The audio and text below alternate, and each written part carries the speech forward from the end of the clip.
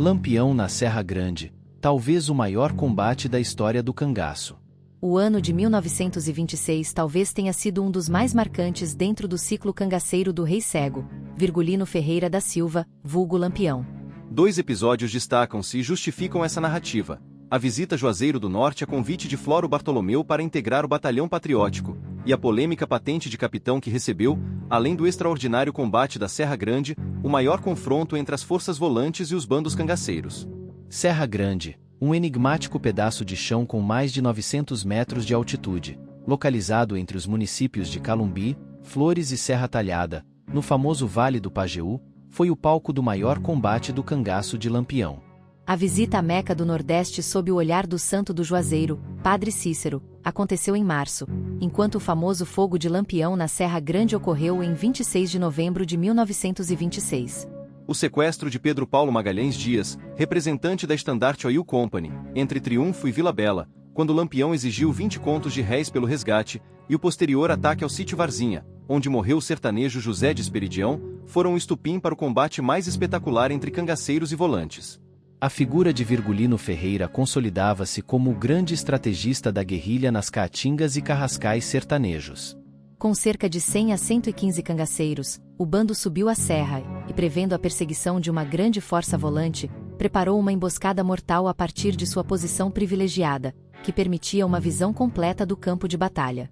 O combate durou quase 10 horas, iniciando após as 8 da manhã e estendendo-se até o anoitecer. A ampla vantagem numérica das forças volantes, que somavam quase 300 homens, foi pulverizada pela estratégia cangaceira e pela posição extraordinária assumida pelo bando.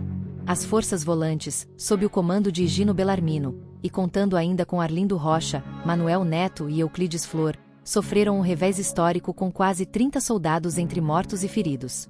Entre as vítimas morais, destacam-se Arlindo Rocha, que comentou que os cangaceiros almoçariam bala e acabou recebendo um tiro no rosto que fraturou seu maxilar inferior, e o bravo nazareno Manuel Neto, que foi baleado nas 2 pernas. Euclides Flor, em um episódio dramático, recolocou ainda em combate as vísceras abdominais de Vicente Ferreira, ou Vicente Grande, baleado no estômago. Foi um desastre total para as forças volantes, enquanto no bando cangaceiro, nenhuma vítima foi registrada. Os números são impressionantes. 10 mortos, 14 feridos, quase 300 militares numa busca desesperada por Lampião e seus mais de 115 cangaceiros. Foram cerca de 3.000 tiros em quase 10 horas de combate naquele distante 26 de novembro de 1926.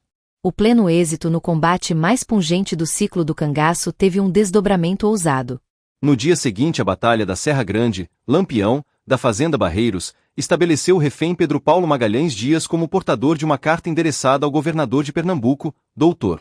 Júlio de Melo, com a proposta de dividir o estado em 2. Governo Sertão até as pontas dos trilhos em Rio Branco, Arco Verde, e Vosmecê daí até a pancada do mar no Recife. Nascia Lampião, o governador do Sertão. Para trazer luz a este extraordinário episódio da história do cangaço, Manuel Severo, curador do Cariri Cangaço, recebeu em 11 de agosto de 2021, dentro dos grandes encontros Cariri Cangaço, os pesquisadores Lourinaldo Teles, conhecido como Louro Teles, autor de A Maior Batalha de Lampião, Serra Grande e a Invasão de Calumbi, e Luiz Ferraz Filho, presidente da comissão organizadora do Cariri Cangaço Serra Talhada. O programa nos transportou no tempo e espaço, permitindo-nos reviver o mais extraordinário campo de batalha do cangaço.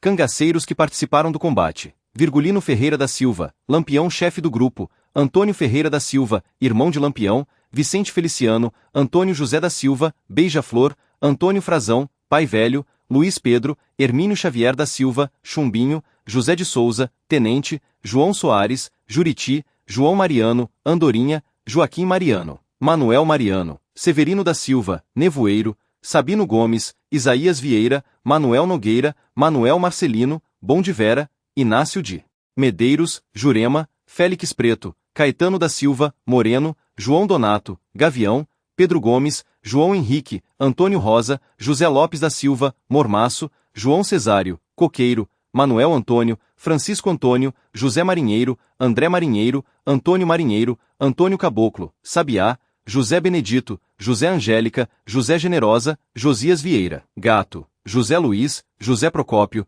José Preto, Cipriano da Pedra, Antônio Coelho, José Pedro da Silva, Barba Dura, José dos Santos, Seu Chico.